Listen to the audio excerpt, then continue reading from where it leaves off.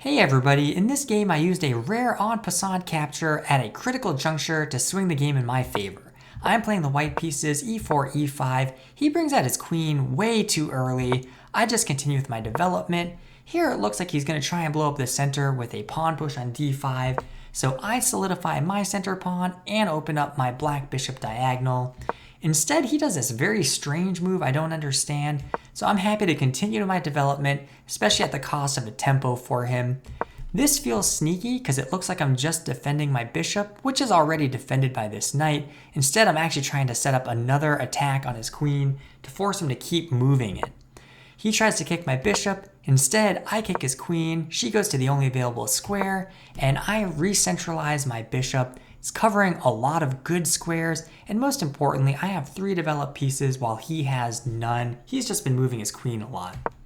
This move feels like a mistake because now I'm able to move my knight to this very strong outpost. Specifically, it's threatening a good fork on c7 of his rook and his king. He defends it rather elegantly with this pawn push.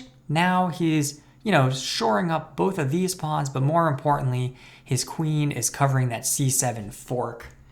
I try and set up my queenside castle, and with this move, this is actually pretty strong because he can get rid of that outpost.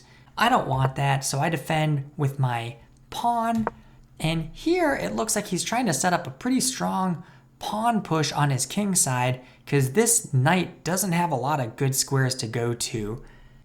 I castle queenside, and when he does this pawn push, if you just took a snapshot, this looks like a pretty strong attack, pretty strong pawn push, but I can capture En Passant, which completely vaporizes that attack, and I gain a tempo again attacking his queen, and this is really a poisoned pawn because if he recaptures it, there's nothing defending the fork anymore.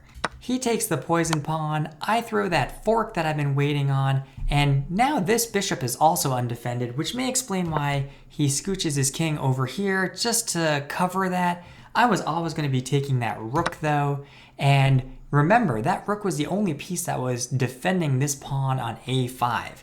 He pushes his king again this direction. Honestly, he probably should just be running this way to get out of trouble, but I think maybe he's thinking he can trap my knight by covering its escape squares.